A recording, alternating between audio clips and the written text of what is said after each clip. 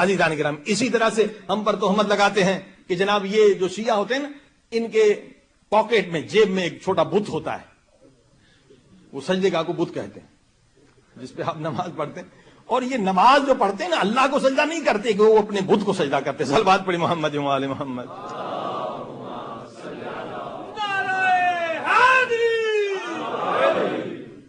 یہ دیکھیے کتنا جھوٹا پروپیگنڈا. اور ظاہر ہے کہ آپ اگر گئے تو آپ تو سجدے گاہ نکالیں گے، تو جس نے بچپن سے سنا ہے کہ یہ بت کو مانتے اسے گئے، یہ دیکھو بت اس نے نکالا ہے. دیکھیے اس طرح سے برین واش کیا جاتا ہے. لہذا کئی علماء نے کہا کہ حج پر جائیں، آپ سجدے کا مت لے جائیں، کیونکہ اتنا جھوٹا پروپیگنڈا ہوا ہے کہ جو بھی دیکھے گا آپ کو بت پرست سمجھے گا، مشرک سمجھے گا. آپ وہاں ٹیشو پر بھی سجدہ کر سکتے ہیں، ٹیشو پیپر جو سفید اس پر سجدہ کر سکتے ہیں. اب دیکھیں ہماری شرعی مسئلہ ہے کہ ہمارے ہاں کھانے پینے والی چیزوں پر سجدہ نہیں ہو سکتا، خاک پر سجدہ. اور خاک پر سجدہ جو ہے اہل سنت کے ہاں بھی ثابت ہے، صحیح مسلم میں ہے، سنن ابی داؤد میں ہے. لیکن عزیزان گرامی یہ پبلک کو بتانا چاہیے جو ہم کر رہے ہیں وہ آپ کی کتابوں میں بھی موجود ہے. صلوات پڑھی محمد و آل محمد.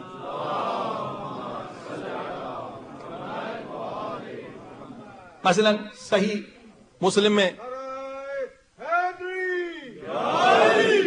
اہل سنت کی دوسری سب سے بڑی کتاب ہے کتاب مساجد باب ہے. اس میں لکھا ہے کہ اصحاب نے شکایت کی، جب ظہر کی نماز رسول خدا پڑھتے تھے تو دھوپ بہت زیادہ ہوتی تھی، جو ریتی تھی گرم ہو جاتی تھی، زمین بڑی گرم ہو جاتی تھی. کہتے تھے ہمارے ہاتھ بھی جلتے، ہمارے پیشانی بھی جلتی ہے، تو کیا ہم کپڑا رکھ سکتے ہیں، کوئی اور چیز رکھ سکتے ہیں؟ کہ رسول خدا نے اس کی طرف توجہ نہ دی. اب وہ رسول جو رحمت للعالمین ہے، اگر جائز ہوتا تو وہ اجازت دے دیتے کہ کوئی چیز رکھ لو.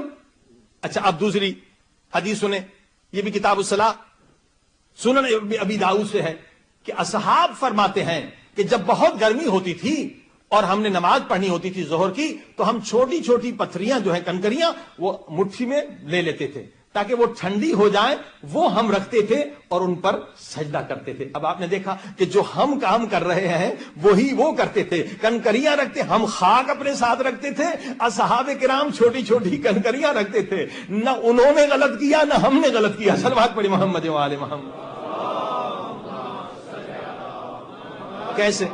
کیسے برین واش کیا جاتا ہے نا، کیسے ذہنوں کو خراب کیا جاتا ہے. عزیزان گرامی یہ سب جہالت ہے. مقصد پتا ہونا چاہیے، جو چیز آپ کرتے ہیں اس کا مقصد، فلسفہ اور اس کی تاریخ پتا ہونی چاہیے. کیوں ہم خاک شفا پر سجدہ کرتے ہیں، پر اس کو نہیں کرتے جس کو سجدہ کیا جاتا ہے وہ سامنے رکھا جاتا ہے. یہ نہیں کہ اس پر سجدہ کیا جائے.